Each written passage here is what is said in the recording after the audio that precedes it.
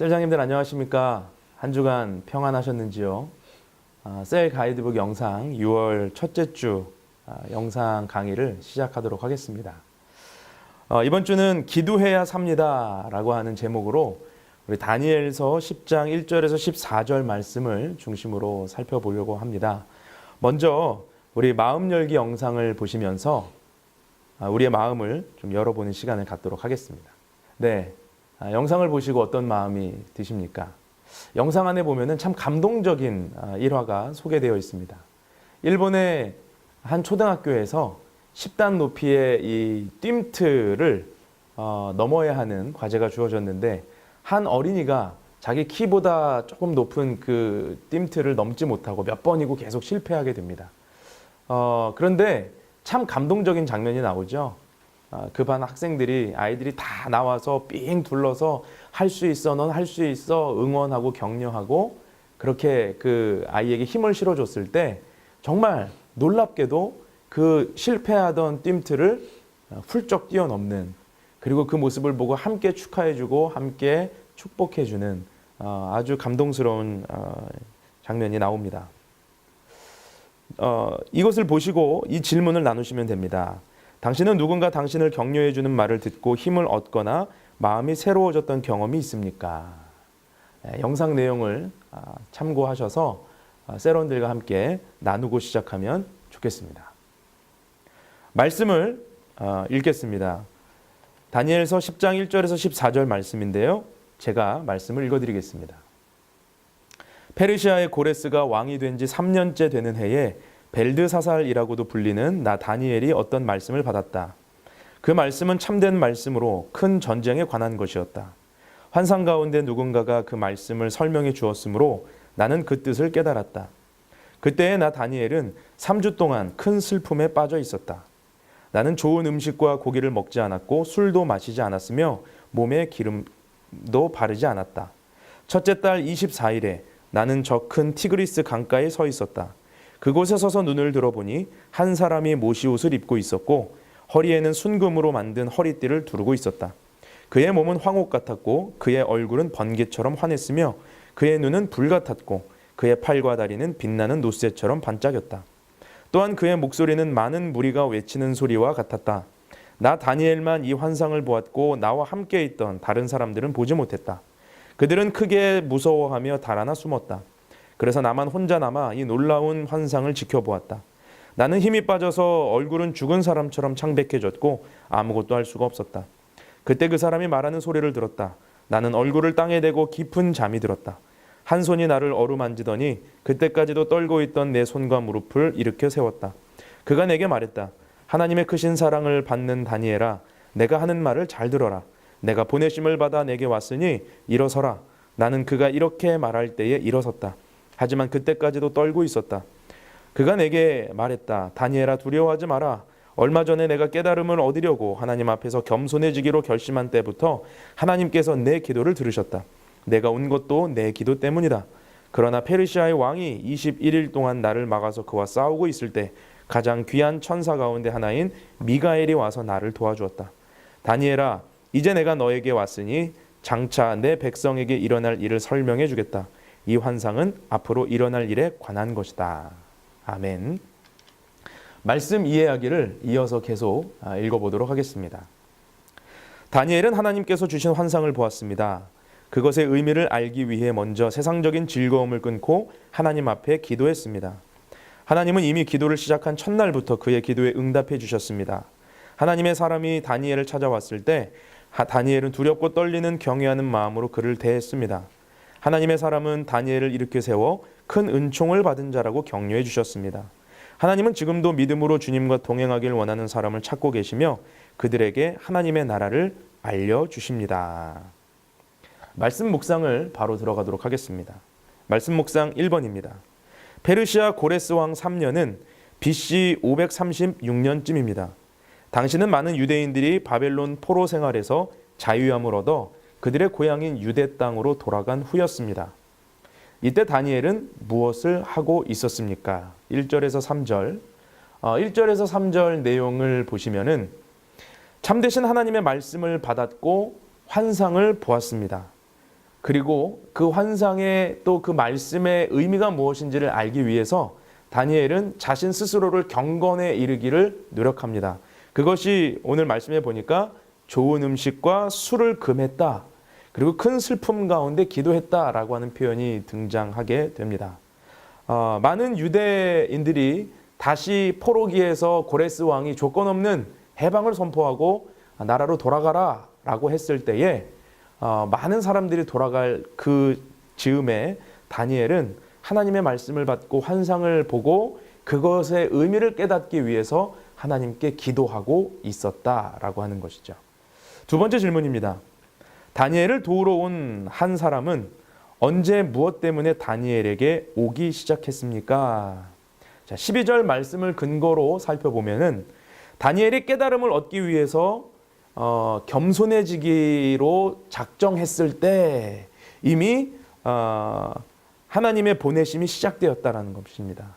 그래서 기도를 시작했을 때 이미 하나님의 보내심, 하나님의 응답이 시작되었고 그때부터 이미 응답이 주어졌다라고 하는 것이죠. 또 질문입니다.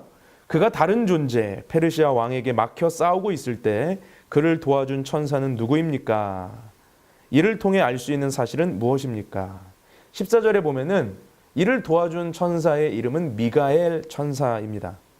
그리고 이 미가엘 천사가 하나님의 응답을 가지고 다니엘에게 기도한 첫째 날부터 오기 시작했는데 페르시아 왕에게 막혀서 전쟁을 함으로 싸움을 했기 때문에 21일이라고 하는 물리적 시간이 걸렸다라고 설명해 주는 모습을 보게 됩니다. 이를 통해서 알 수 있는 사실은 우리가 기도를 시작할 때에 영적 전쟁은 시작되고 그러나 우리가 기도하기 시작한 그 첫날부터 이미 응답은 우리에게 오기 시작하는데 우리가 그 응답을 듣지 못하고 있는 이유는 영적 전쟁이 극심하기 때문에 그렇게 영적 전쟁 가운데 하나님은 우리에게 응답을 주시고자 우리를 도우시는데 우리가 그 음성을 쉽게 들을 수 없는 것이다 라고 하는 것을 우리가 알게 됩니다. 그러나 여기에서의 포커스, 여기서의 중요한 내용은 우리가 기도하면 하나님은 반드시 응답하신다. 그리고 우리가 기도하면 영적 전쟁이 시작되는데 그 영적 전쟁에서 이길 수 있도록 하나님은 우리를 도우신다라고 하는 이 중요한 원리, 중요한 메시지를 우리는 도출해 볼 수 있습니다. 그래서 에베소서 6장 12절 우리 교재에 나온 말씀을 같이 보겠습니다.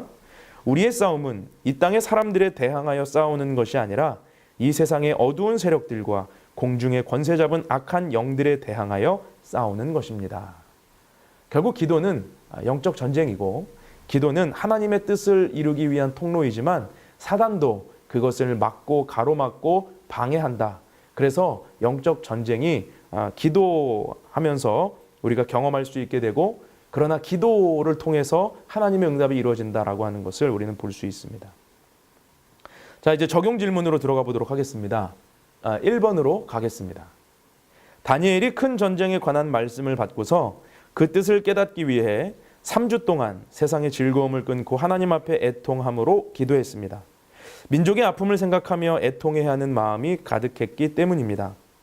우리가 우리 자녀들 또는 다음 세대의 미래를 위해 애통해하며 기도해야 하는 부분은 어떤 것이 있습니까? 이 질문에 답을 하기에 앞서서 우리는 다니엘이 하나님의 뜻을 알기 위해 3주 동안 자신을 특별히 경건에 이르기를 힘쓰고 술을 멀리하고 또 좋은 음식을 멀리하고 몸에 기름을 바르는 것을 금했다라고 하는 모습을 통해서 얼마나 하나님의 뜻을 받기 위해 자신 스스로를 가꾸고 애썼는지에 대해서 우리는 엿볼 수가 있습니다. 그런데 이것이 이 기도가 자신의 잘됨과 자신이 누릴 축복을 위해서 이렇게 3주 동안 작정하고 기도했던 것이 아니고 민족을 향한 하나님의 마음 그리고 민족을 향한 애통함으로 중보자의 마음으로 3주 동안 헌신해서 기도하고 자신을 그렇게 경건하게 가꾸었다라고 하는 것을 볼 때에 얼마나 다니엘의 이 모습과 이 믿음과 신앙이 귀한지 우리는 엿볼 수 있습니다. 자, 그렇다면 다시 질문으로 돌아가서 우리가 우리 자녀들 또는 다음 세대의 미래를 위해 애통해하며 기도해야 하는 부분은 어떤 것이 있습니까? 아마 이 질문에 대해서 많은 세럼분들하고 많은 이야기들을 나눌 수 있을 것 같습니다. 제가 그냥 몇 가지 팁만 좀 드리면은 우리 다음 세대, 우리 자녀들이 이 땅을 살아가면서 신앙을 지킬 수 없을 만한 환경들이 지금 계속 이 사회에 조성되고 있죠. 갈수록 진화론은 견고해지고 있습니다. 그리고 갈수록 이 동성애 문제, 그래서 이제는 교육기관에서 어떤 한 법이 통과가 되면은 우리도 미국처럼, 우리도 서양 유럽처럼 동성애가 잘못됐다라고 하는 개념이 아니라 이제는 학교에서 정확하게 교육을 통해서 한 남자와 한 여자가 만나 결혼하는 것만이 정상이 아니고 동성 간의 결혼도 정상적인 것이다 라고 가르쳐야 하는 그러한 이 변화와 그러한 흐름에 우리가 많이 노출되어 있습니다. 이것에 대해서 우리는 심각하게 기도해야 됩니다. 하나님의 가치관, 성경의 가치관, 하나님의 창조의 원리에 위반함에도 불구하고 세상의 흐름과 풍조는 우리를 자꾸만 그것이 괜찮다, 우리도 그것을 변화를 수용해야 된다라고 하는 것으로 이 사회를 몰고 가고 있기 때문이죠. 우리가 살고 있는 지금 이 시대보다 우리 어린 자녀들이 성인이 되어서 그들이 살아갈 그 미래에 더 이런 위협은 극심해질 것입니다. 뿐만 아니라 치열한 경쟁 가운데 더 내몰리게 될 것입니다. 인구는 증가하고 일자리는 줄어들고 젊은이들이 불행한 대한민국으로 계속해서 이 땅을 기억하게 하기 위한 것이 아니고 정말 이 나라의 미래에 하나님이 이 민족을 또 우리 다음 세대를 어떻게 그들을 위해서 우리가 중보하고 그들을 위해서 이 나라를 위해 기도해야 하는지 우리가 고민하지 않을 수가 없는 것이죠. 더 나아가서는 이 나라의 안전 문제, 북한과의 또 북핵 문제 또는 먹거리 문제 또는 최근 계속해서 이슈가 되고 있는 이 대기 오염, 미세먼지, 우리가 다음 세대를 위해서 어떤 기도를 하고 어떤 자세로 우리가 해야 되는지 고민해 볼 수 있는 영역은 굉장히 많이 있습니다. 세럼분들하고 다양한 주제 속에서 함께 또 고민해 보시고 대화를 나누시고 기도할 수 있는 계기가 되기를 바랍니다. 팁 내용을 읽어드리겠습니다. 망아지는 어미 말보다 훨씬 더 활동적이다. 하지만 정작 여러 필의 말 뒤에서 소음을 내거나 요란을 떨지 않고 묵묵히 집 마차를 끄는 장본인은 바로 어미 말이다. 또한 어린아이는 아버지보다 더 활동적이지만 한 가정을 책임지고 이끄는 사람은 아버지다. 열심은 믿음보다 더 활동적이지만 산을 옮길 수도 없고 전능하신 분을 움직이게 할 수도 없다. 하지만 믿음은 그 일을 할 수 있다. 너무 분주한 탓에 하나님과 교제를 나눌 시간이 없고 교회 활동에 너무 바쁜 나머지 하나님께 그분의 사역에 대해 의논을 드리지 못하는 것은 퇴락에 이르는 첩경이다. 많은 사람이 그런 식으로 행동하는 탓에 자신의 소중한 영혼에 해를 입힌다.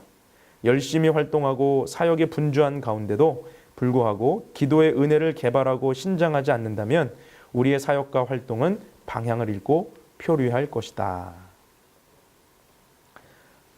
적용 2번으로 넘어가겠습니다. 환상 중에 다니엘은 자신을 향해 하나님의 크신 사랑을 받는 사람아 두려워하지 마라 라는 음성을 들었습니다. 11절과 19절.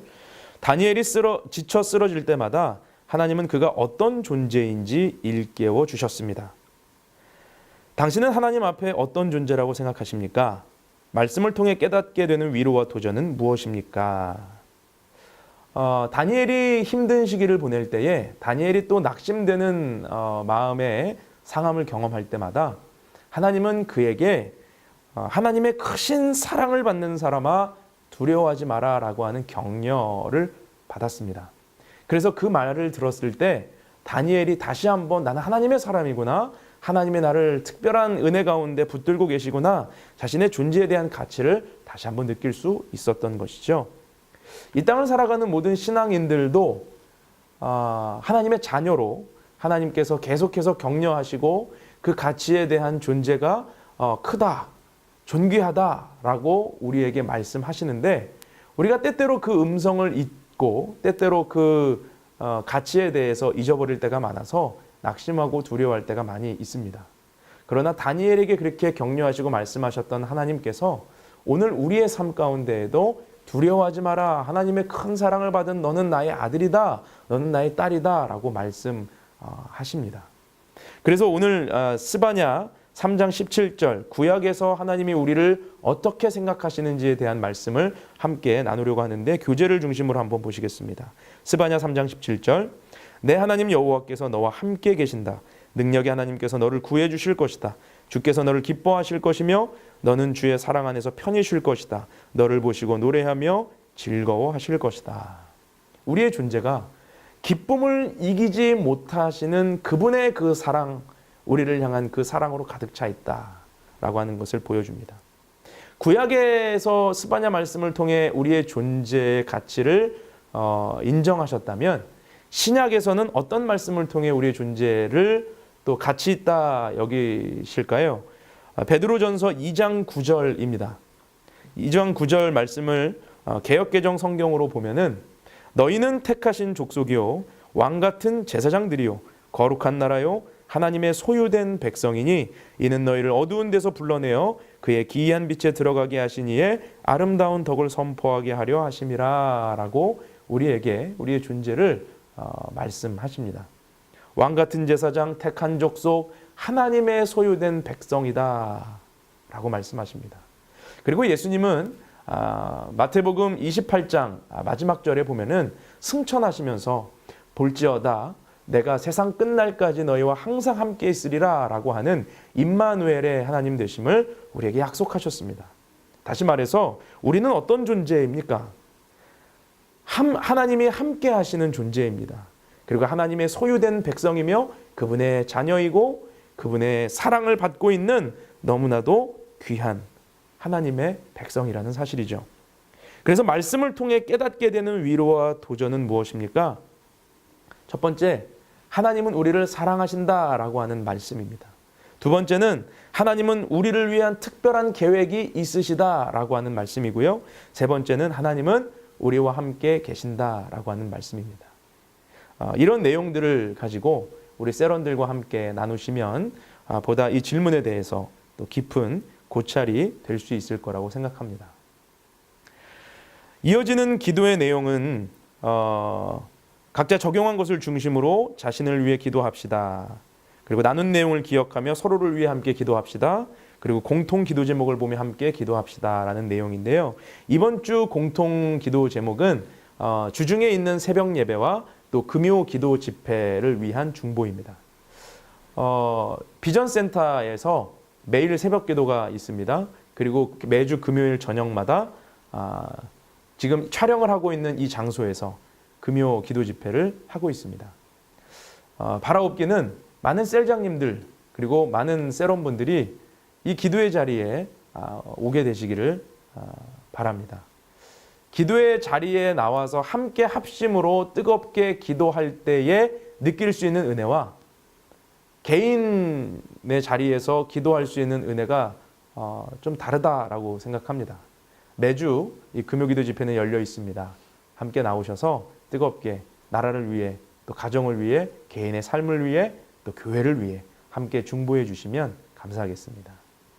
마지막 부록에 있는 선교 기도 제목은 6월 첫째 주 기도 제목을 참고하셔서 세럼분들과 또 한 주 동안 우리 선교지를 위해 또 국내 해외 나누어져 있는 내용들을 보시면서 함께 기도해 주시면 감사하겠습니다. 이번 주 셀 모임 가운데에도 우리 셀장님들의 기도와 헌신을 통해 셀 모임이 풍성한 또 열매 맺는 은혜의 시간 될 수 있으시기를 주님의 이름으로 축복합니다. 감사합니다.